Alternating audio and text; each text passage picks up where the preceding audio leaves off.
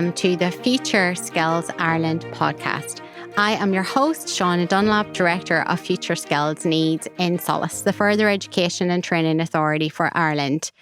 This podcast is a unique opportunity to hear from the people who have careers themselves and skills. They're going to tell us a little bit about their stories.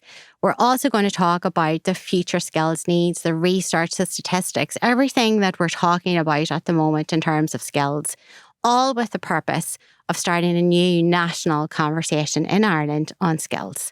I'm joined today by Michael Shevlin. Many of you will know Michael. He is an absolute pioneer and leader in terms of supporting people with disabilities. He has had a vision for so long in terms of making sure people can fully reach their true potential. And many people will know him from the Trinity Centre for people with intellectual disabilities, his work with the head, and his pioneering work in terms of universal design. You're very, very welcome, Michael. Thank you, Shauna. It is great to have you here. I'm sure many people will know your name when they hear it, because you've had you've made an outstanding contribution to society here in Ireland. A lot of people will know you from the role that you've had in the Trinity Centre for looking after people with intellectual disabilities. People will know you from your writing and your great vision in terms of helping people, particularly young people, who have an intellectual disability. So you are so welcome, and it is great to have you here, to help me, bring this kind of new conversation about skills into society. So I'll maybe just start, Michael, by asking you a little bit about the journey that you have been on and the sort of skills that you feel are so important to the people that you've worked with over your career. Well, I suppose it's always, as with everyone, a long journey with, it's like one of these rivers, and it meanders a little and hopefully goes along a true path in a way. Mm-hmm. I suppose a lot of my work stemmed from my initial work as a secondary school teacher. Mm-hmm. And when you see a range of children and you see the different ability levels, but not to assume that children have fixed ability. And I think this really struck home to me over years of teaching, and then obviously when I moved into Trinity College, because we have very fixed notions of mm-hmm. what ability is and what constitutes real learning, mm-hmm. and a lot of assumptions. And I think a lot of those are quite fallacious. I think they're very invidious, and I think they do a lot of damage, because what I think is that many of our systems are based on everybody's got this little quotient of ability or intelligence, as we like to call it, and that's where their whole system is pitched at, and then rewarded in certain ways if we're in a higher level. Mm-hmm. And those at what is considered a lower level, we make all kinds of assumptions about their lack of learning ability. And I suppose that was one of the driving forces for me mm-hmm. to try and challenge that, to look at my own assumptions around ability and understand that this is something that is really around a quality of engagement, connection, having someone interested in a particular area, developing a passion for that area. Mm-hmm. And that's what drove me in education, really, that kind of thinking, which I acquired over a lot of time and probably a lot of experience. I think one of the points you pick up there about connection is very, very important. And I think, from what you've said about being able to challenge, it's not easy to be able to challenge, or maybe even to see the potential, where you can challenge and how you can challenge. And I know those are two things that are very important to you, Michael, from our own conversations and the work that you've been involved in and I've been involved in Solace. But that connection where that it won't necessarily just be one person who can make a big change for another person. It is a connected system that can do that. But I also know about that vision that you have, and I do think this is very important in the skills space, that vision that you had for seeing people's potential, and how that, has probably made a massive difference. And a lot of people will know about the Trinity Centre, and I mean there are certainly huge ambassadors and real advocates, you know, from the students and the practitioners and the people who have built, you know, who have built really what it has become, like so much success stories. But I do know that we have that lovely quote from one of our very well-known poets here, Brendan Keneally, and he talks about the fact that, you know, you can look in and you can see really to reveal the beauty and the promise whenever he was engaging with the centre, with yourself, you know, with the people who were involved in it.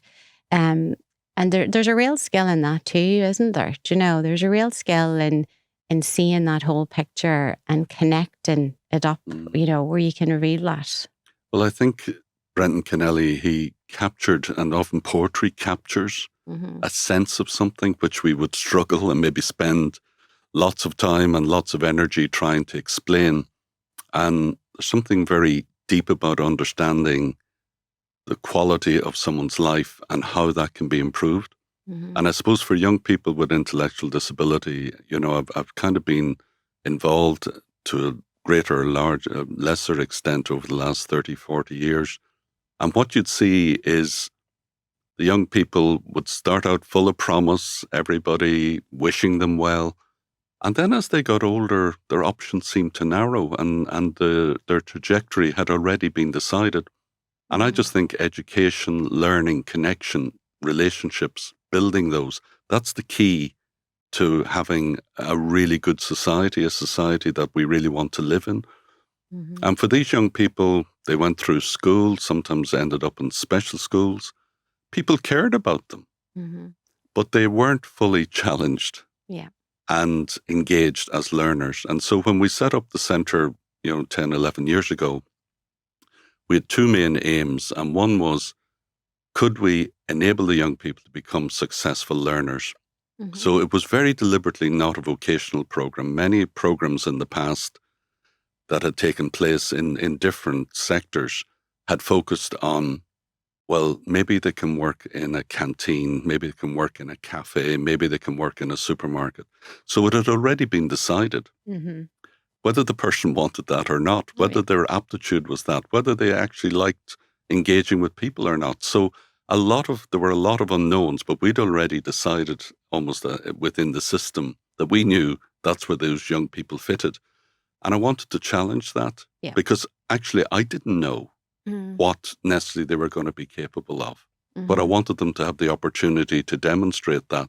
And so what does it take to be a successful learner? And again, there's a lot of work, there's a lot of persistence, there's a lot of engagement, but also could we present a lot of really interesting material in a very engaging way? And that was, we used universal design for learning. So as there were multiple ways in which we could engage and the young person could engage with that level of knowledge, whether it's through visual, audio, all kinds of different ways of understanding what is sometimes very complex material. But what we found and what I knew already was that they've been excluded from so many areas of learning. So they didn't study science. They didn't do a foreign language, in inverted commas. Our young people are learning Italian at the moment. Well able for it. We even had the farcical situation, you could say, of a young man from an Irish-speaking household who was not allowed to do Irish. Oh.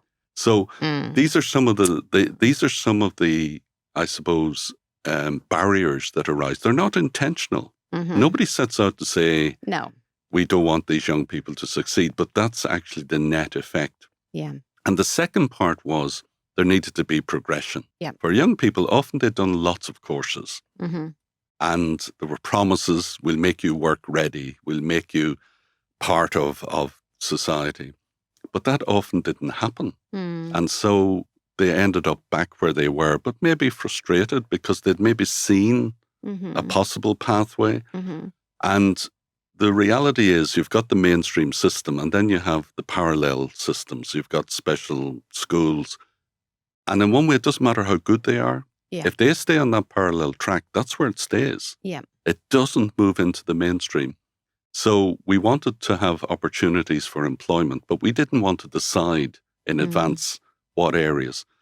And so we employed a pathways coordinator who went out to the businesses. We also had a wonderful ambassador, Hugo McNeil, former Irish rugby player. And he opened up his black book and we got in to talk to a lot of companies. And the reality was that they wanted to do some good. And they saw this as a way of building and embedding in their own culture. We wanted these to be long-term relationships. So we have businesses that are with us now for 10 years. Yeah. They're not going anywhere, you know? No. And they keep signing up for 3 years at a time. And they provide work placements. They also provide a 6-month paid internship. And increasingly, the young people are being made permanent. There's no guarantee of that because the role may not be there, but they're learning all the time. Yeah. At the moment, and in May, they're out on workshops with many of the different businesses. And they're learning, you know, how to pay tax. Why do you pay tax? Okay. How to work in a team. Yeah. And maybe other IT skills or other things like that. And that brings us back to your original question around skills. And if we make assumptions and we develop systems that are quite rigid, unfortunately, understanding what skills people are capable of. We had a young man and he came back to us and he said, you know, I didn't realize I was quite good with figures.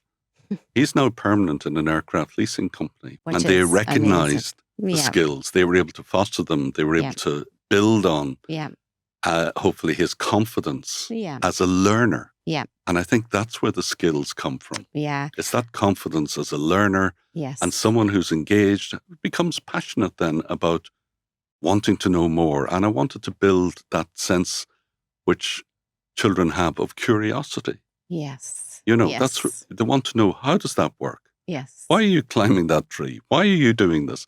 It's always the why questions. And often we find it hard to answer those. Yes. And I think that's what I wanted to see, that spark of curiosity, wanting to do more, wanting to learn more. And I think that's the key. I think to a really good society where people are enabled to develop the different skills. Sometimes we had a young man came back to us and said he was working with the National Lottery. He said they're superb and love working with them. But you know, I'd love to work in a library.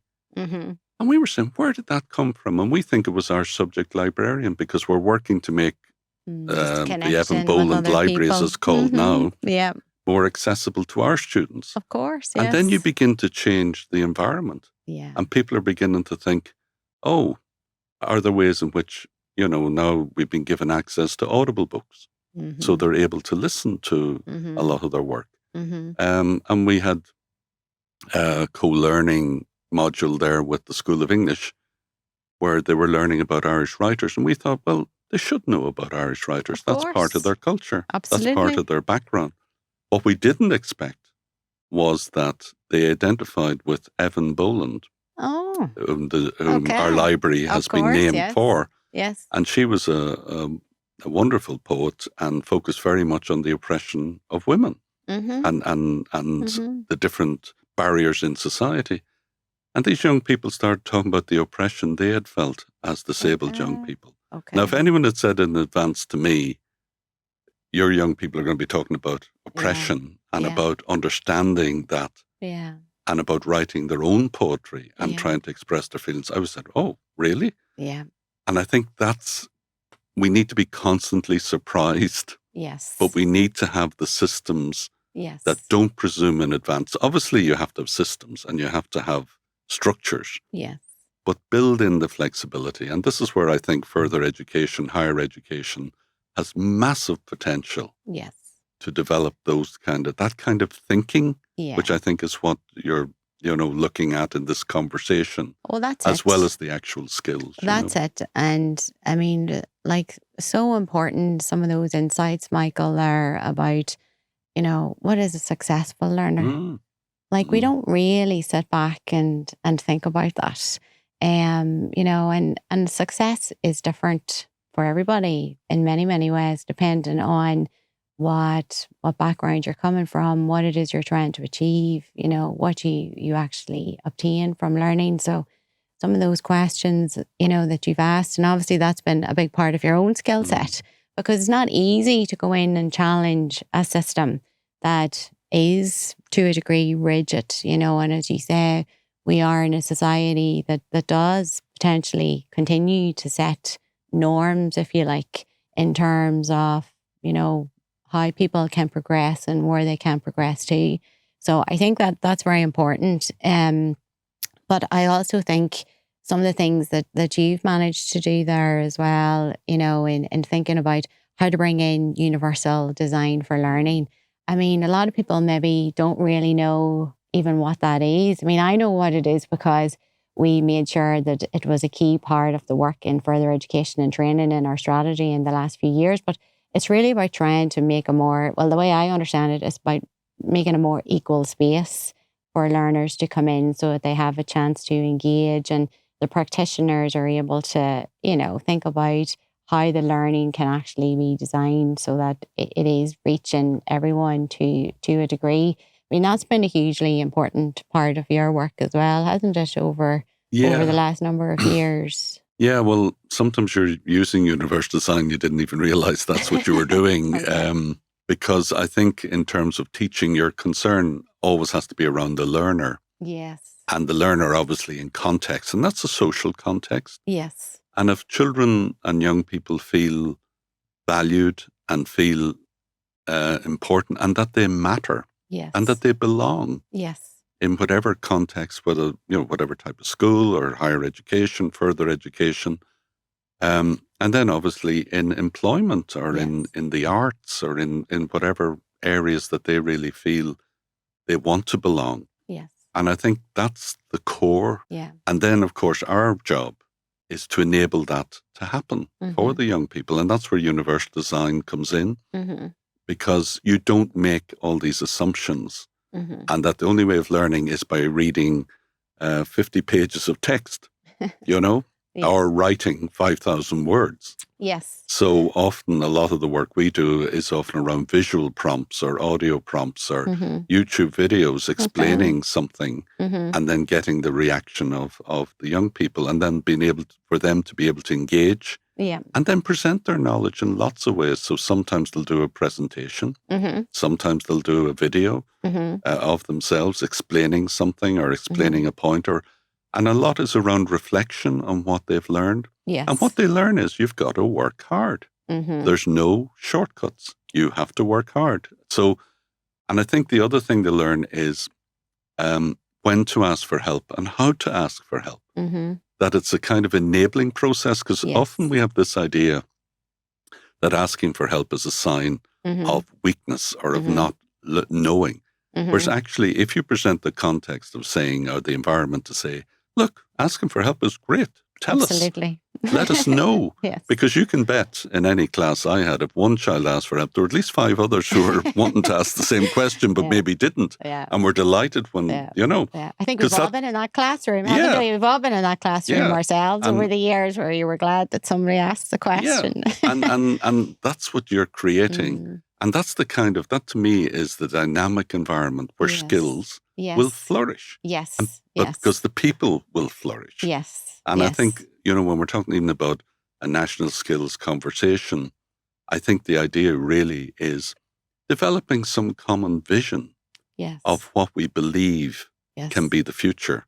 Yes. And that will happen and that'll happen in different ways for different people. But it's about not putting a full stop to people. Yes. And this is where I think education, I think a lot of the work in further education, a lot of the work that Solis is doing, and in higher education now with the programs that are, many of them modelled on what we've done. There's now 11 of them throughout the country. So from Letterkenny to Tralee to Dundalk to Waterford to Cork, Limerick, Athlone, Galway, there are programs. So once you've got a destination, then it's up to people to say, well, how do we prepare people? Yes. And the young people themselves will make it very clear, this is where I want to go.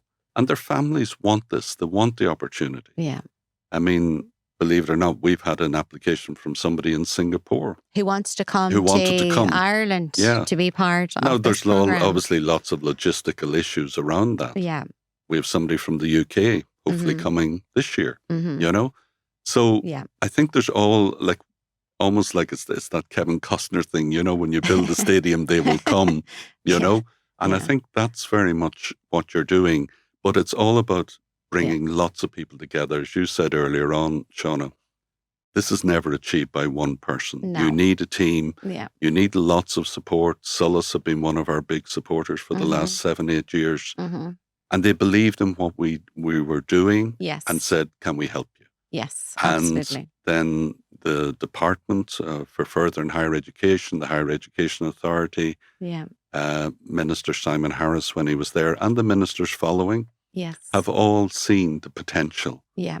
And that's the key. Yeah. And you need people then to say, yeah, I like that vision. Yeah. And the best advocates are the young people themselves. Of course. And they have such great stories. In whatever way, next week we've got a science festival. And these young people, of course, would have been told, oh no, can't do science. Too difficult. Too many big words. How would we explain them? And we have Abbott Pharmaceuticals, who are one of our partners, and they provide mentors. And people travel. There's people traveling from Donegal to come down to spend a day. And the idea is that you build on an interest of the young person. Yes. I remember one of the first one. I remember one of our young women doing why women need chocolate. That was one of it's nearly obvious. It might have been very obvious, but you have to do the science, of course, to prove it. Yes, and this is the idea that they take an area they're interested in, and then they do the science around it, and understand. Maybe they've got a question about whatever the issue is, and then they present that, and they stand beside it, and they explain it to whoever comes along at the festival. And that's where you see the joy of the learning and the passion for what they're doing. And this is theirs. And they've created it. Yes. And it's the same in the businesses. We've never employed job coaches, which is the traditional model for supported employment. And the reason was, well, at the time I hadn't any finance to do it, but also you have to be very careful with job coaches. They can be excellent. They can help. But sometimes they can get in the way. They don't mean to, but everybody in the business, they talk to the job coach. And so the young person's there and everything is mediated rather than being direct. And our whole philosophy behind the program is that they develop their own self-confidence, their own self-determination, their own agency. So we ask for mentors within the business, and they're their work buddy. They're not their line manager. And we also ask that if anything, that all the processes within the businesses, they maybe need to be adapted slightly, but that the young person becomes part of that. And there's no point having what's happened, isn't it? Yeah. Well, there's different things that happen, ordinary things that could have been a barrier before, and people would just slip away and say, "Well, we won't do that again." Well, we can bring it out into the light and say, "Well, what's going on here?" And how does the young person understanding this? We had one young man who got his pass card for the shop or whatever, the coffee dock. Loves coffee. He was drinking too much coffee. Oh, right. By 11 o'clock, he had a lot of caffeine on board. And so the people working with were really worried, and they talked to us and we said, "Well, look, you have a performance review coming up in 2 weeks. Yes. Do you want to talk to them about that?" And our occupational therapist who works with us just said to the young man, talk me through your day. Yes. And then as he was talking about it, he said, God, I seem to be drinking a lot of coffee. And so she said to him, well, what do you think you could do about that? So when the performance review came up, he said. He made his own decisions. Exactly. Yes. And so that's, hugely powerful, really. Yeah, well, you hugely see, powerful. A lot of the time, and this happens not just to our young people, but people become very passive learners. Yes. Rather than active. Yes. And if you want to develop, groundbreaking skills and knowledge, yes, they have to be active. They've got to be engaged. Yes. And sometimes we socialize children into that by not letting them ask questions, not build on that natural curiosity and that engagement. And I think that's where... And that's so important, isn't it? And I do want to come back to that point on curiosity because I fundamentally agree with you on that. And also imagination. I think, over time, maybe, when you're younger, you have that drive for imagination and you have that drive for curiosity. And I think that those are important elements in terms of the learning journey. And I also love your concept there, Michael, of, there's no full stop. No full stop to learning. It does keep developing. And I suppose one thing I did want to ask you, considering, the huge success, that the centre has been and the many things that you've actually overcome a huge amount of things. And you can tell that story through the stories of the young people themselves. But actually, from your own perspective, do you think there's maybe one or two skills that you had or that you had to acquire and develop that helped you actually get to, where the success has actually come from? I think there's personal experience. Okay. And how you construct that and what you believe. Yes. And I think that's, in a sense, then you have a vision that drives you. Yes. But it's really about connection. Yes. It's all about bringing people in. You don't build your own empire. No. You build a team, you build a vision.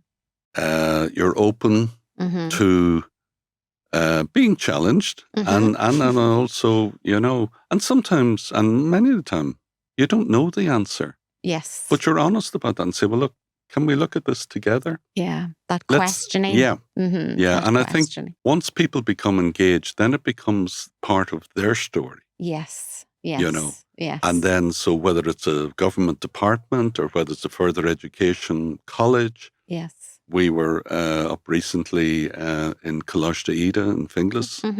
Fantastic. Brilliant college. And they also facilitated one of our young people to do a sports administration course. Okay. But we were up there to look at traineeships. And so we're working now with the City of Dublin ETB, with the head of adult education, Gwen Redmond, and her team about building pathways into traineeships. And that's so important, isn't it? The pathways. And I do think it's important that you raise the point that connection actually is a skill all by itself. And I think that's a good, that's a good way to think about how we shape this new national conversation on skills now, that we actually think a little bit, as you have shown us, that thinking kind of outside some of the, the different constraints, if you want to call them that for a better word, of, what we have to work in. It is that question and it is that pushing, it is that challenging.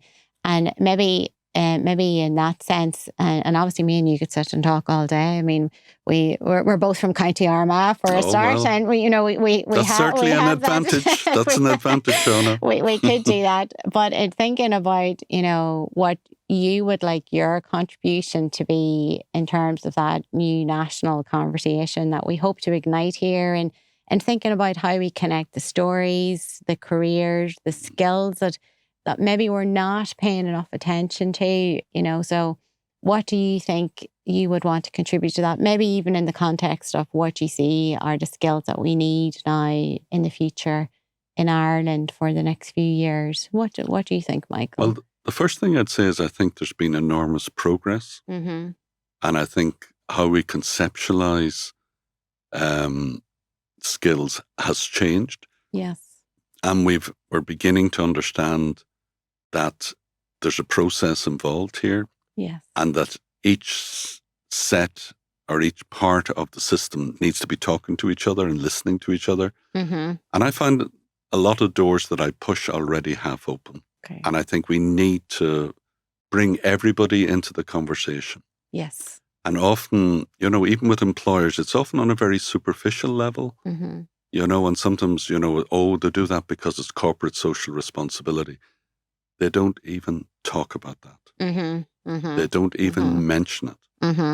And this is where I think I think part of, if we're going to create a future society that's humane, Yes. that cares about people in it, I think it's the human skills are going to be incredibly important. They always are. A lot of them sometimes were invisible. Yes. They were part of what knitted together communities and families. Yes. And I think for a lot of the time, with our employers, for example, it's the human dimension. Yes. So they're successful businesses. They know how to make money. Yes. But there's also that human dimension. Yes. And it's about understanding who we are as humans. Yes. And how do we live together. Yes. And if you want to talk about climate crisis, you want to talk about all the different crises. Somebody was talking to me about a poly crisis. So I have to think about that one. Okay. It's a lot of intersecting crises happening at the same time. Yeah. But you can be paralyzed by that. You can. But I agree. think where we have that belief in human potential, when we have that belief that we are essentially good people wanting to, and there's a lot of people who want to do good. Yes. And while sometimes that sounds simplistic, but I think that goes to the core of who we are. And I've been thinking a lot about, there's a lot of disconnection. Mm-hmm.